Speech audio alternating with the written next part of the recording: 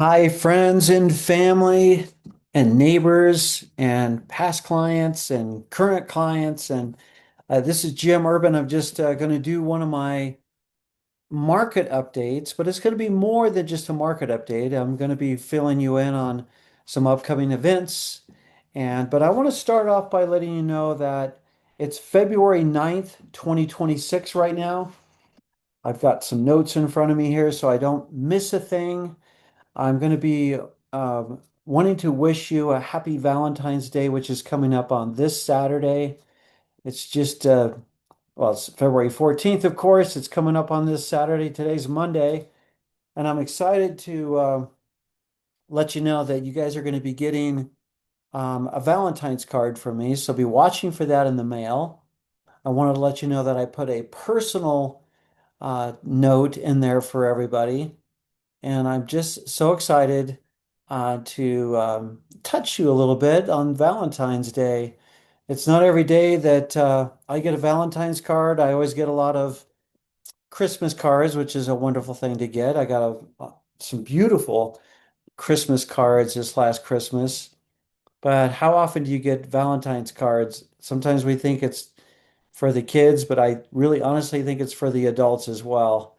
And so I'm trying to start that tradition again, that we send little Valentine's cards to each other. Sometimes it's a wonderful thing.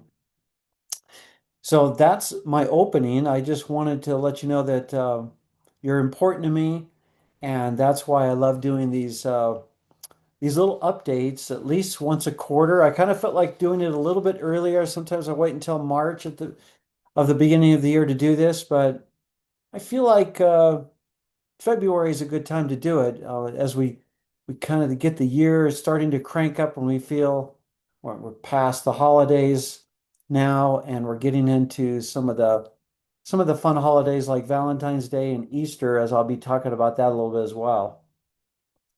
So here's the market. The market is confusing sometimes. You when you listen to the news, you don't get a lot of clarity.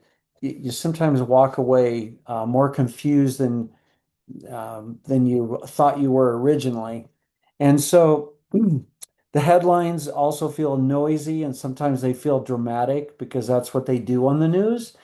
They want to make everything feel so dramatic that you start freaking out about it. Right now, the homes that are on the market are sitting on the market a longer right now. Typically, a home can sit on the market now for up to 70 days on average. A lot of homes actually can sit on the market up to 6 months or more in some cases. A lot of it depends on where you priced it initially and things like that. Like, for example, I have this book that I like to. If you don't have a copy of this book, I would love for you to have a copy of my book, The Hidden Costs of Overpricing 20 Ways Sellers Lose Money Without Knowing It. And it's definitely got some great points in here to help you get on the market right to begin with. And then if you're a home buyer, we talk about the interest rates and where they're at. I'm going to talk about that next. This is a book for people that are looking to buy a home or looking to sell their home and then buy another home. Now, not later, making confident decisions for your next chapter in real estate. Just got these two books written just last year, and I'm so excited about you getting a copy of these and reading them. If you want a copy of it, just let me know and I'll send one out to you. You can always buy them on Amazon for very, very low cost. You can definitely do that as well if you want to just get one sent to you right directly from Amazon. The interest rates, since I did one of these videos back in early December, interest rates were 6% then, and they're about 6% right now. They kind of dipped a little below 6%, then a little above 6%, and right now we're still right about 6%. So here's my wish for interest rates for everybody. I don't wish, first of all, that rates all of a sudden take a huge drop, like maybe down to 4% or 4.5%. As great as something like that sounds, especially since we got spoiled during COVID era and the rates dropped as low as 2.5%, 3%. We don't want to go back down there yet, maybe never again. But we do want to go, like here's my thinking. Over the next 4 months, it would really be really ideal in my mind to see interest rates drop about 1/4% each month for the next 4 months. And that would get us down to 5%. And holding at 5% for a while would be ideal. What that would do is that would make payments go down from a lot of people have mortgage payments if they bought right now and they bought an average price home of over 700,000. Their payments, depending on taxes and insurance and homeowners association dues, your payments could range anywhere from about $4,500 a month to $6,000 a month. And that's just too much. It's too much payment for a lot of buyers that are going into the market. And obviously, they might only be putting 5 or 10% down or even 20% down and have payments as high as that. And, right now you can rent a house for maybe 2,800 to 3,200, maybe $3,500 a month. And if you bought an executive home, then you're probably topping out on rents at about $4,000 a month. So we want our mortgage payments to compete well with rental payments. So people can have a choice if they want to own a home, which I highly recommend, as opposed to renting for a lot of good reasons, right? But you want to get the interest rate down. Right now, our homes are still a little bit too over inflated, and we're going through a correction period. And we have, and it's been a slow process since the end of COVID about 3.5, 4 years ago.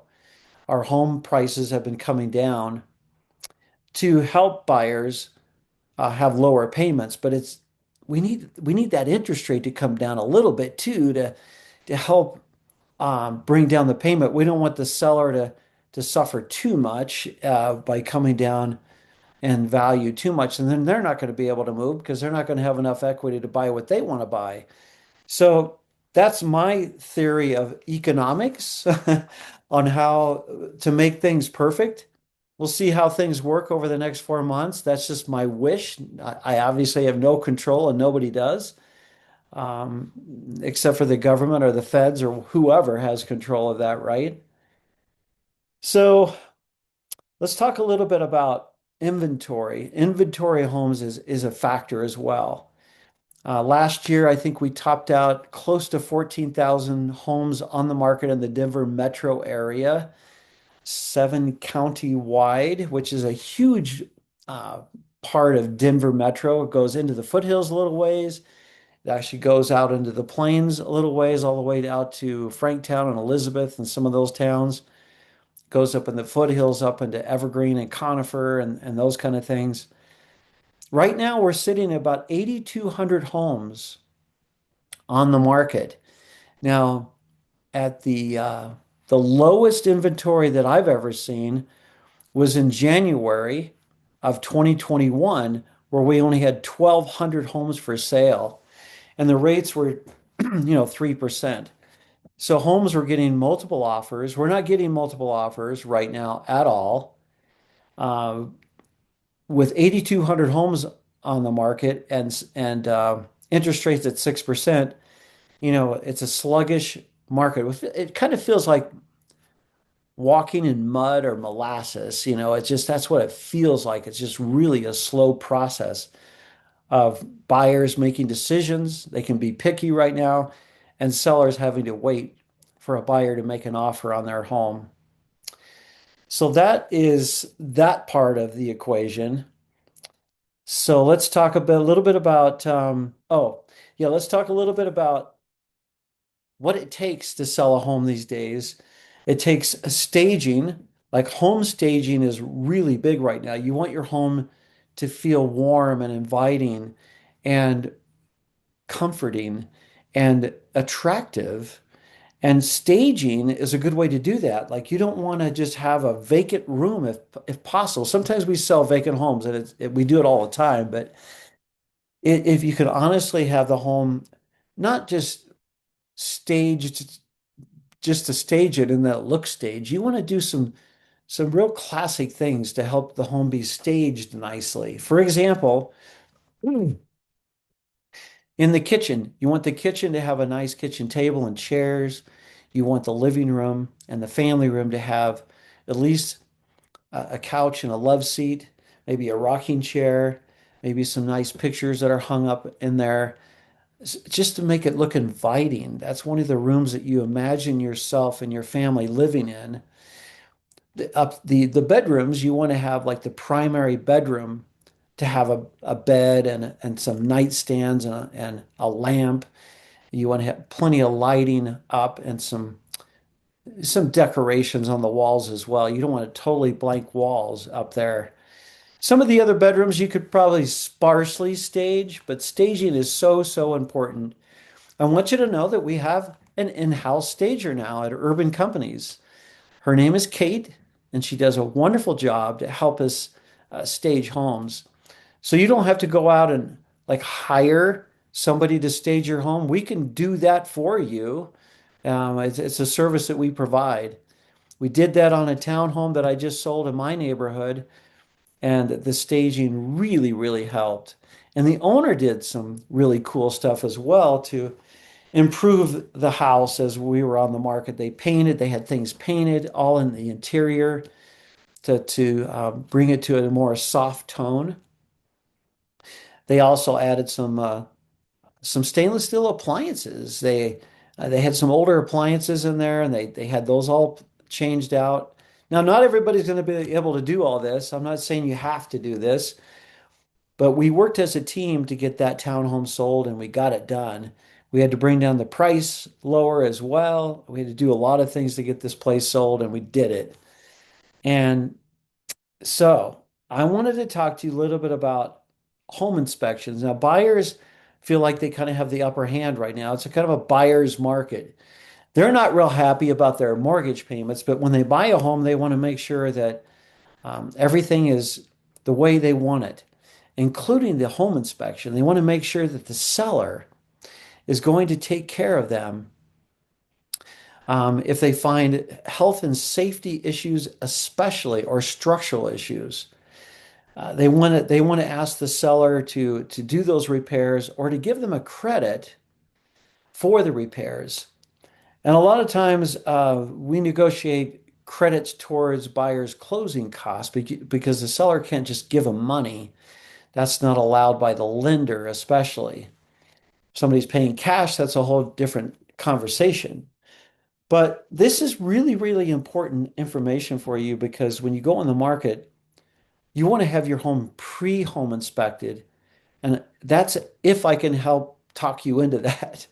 I really honestly think that having your home pre-home inspected is a wonderful thing to do. I actually had one of my sellers take me up on that, and they were so thankful that they did because then we had a lot of stuff ready for the showings and the buyers.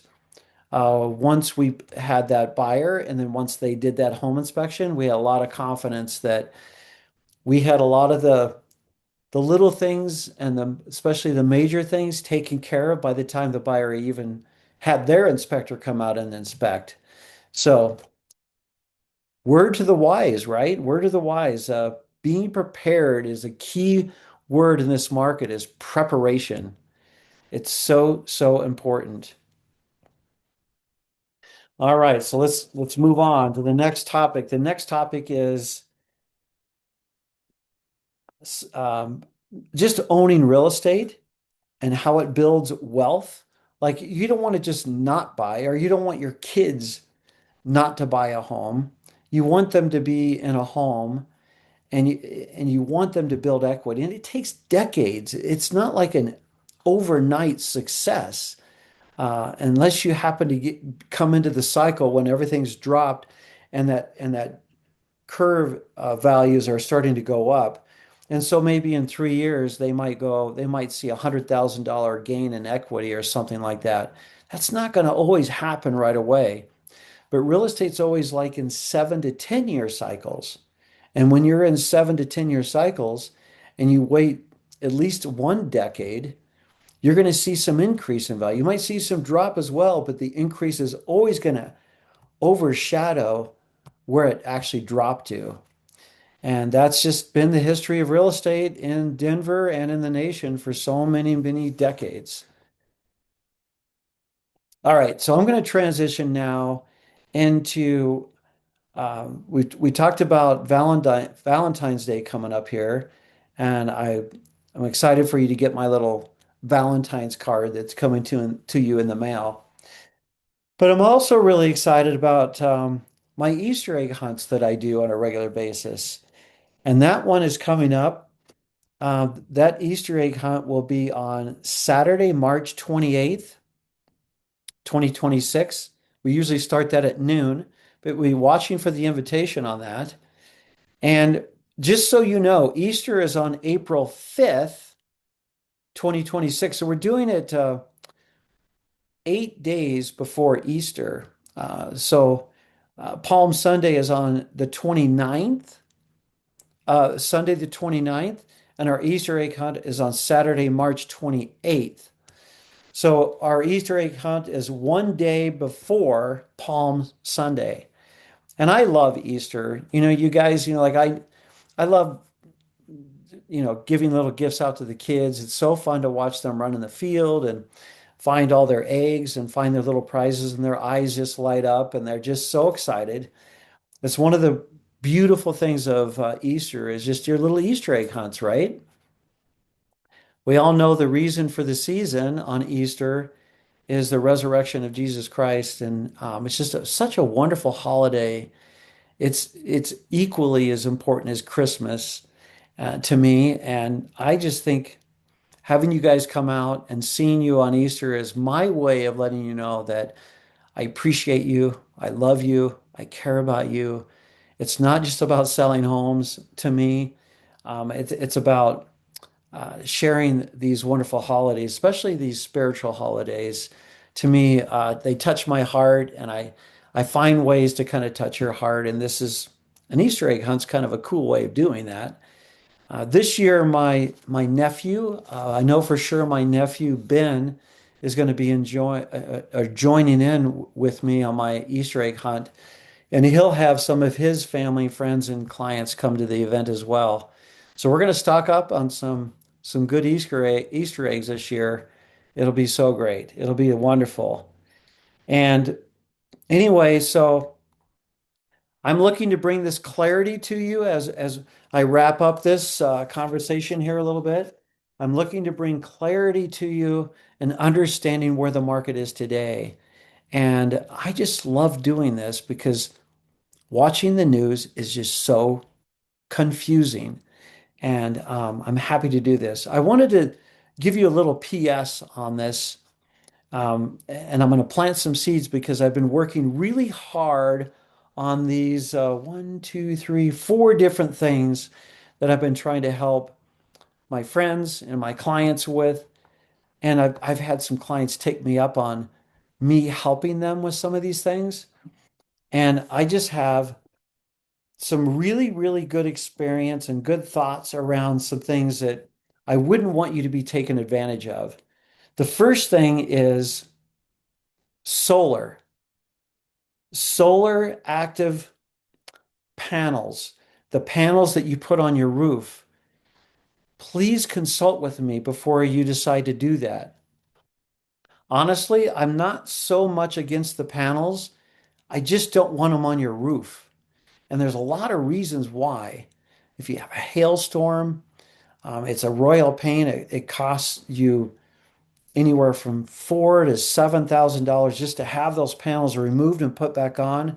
You're not going to really be saving you're going to be saving energy costs, but if you have to pay for those to be removed and put back on, then you're actually losing money. It's going to take years, maybe decades, to make up the difference in energy costs just from that single thing alone.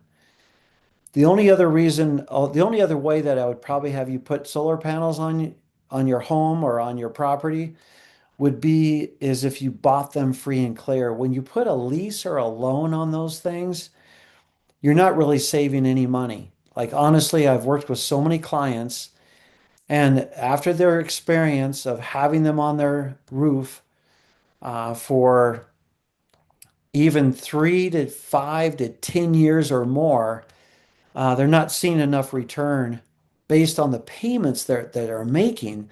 Those guys that are giving those loans or leases, there's the guys that are making the money. Okay, so you might be saving some energy costs, but not enough to make up what you're paying in interest or in the lease payments. So very important.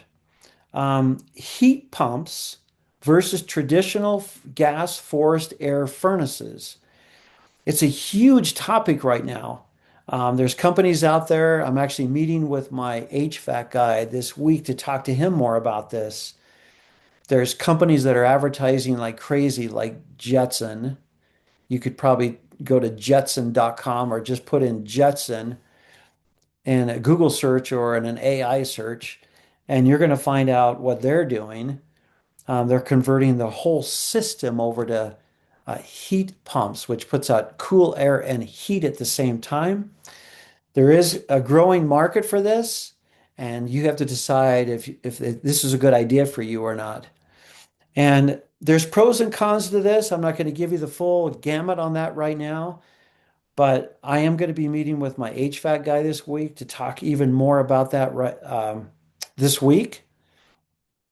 And we're going to be putting together a little package on what might be a good idea. It might be a good idea for you to do that or not.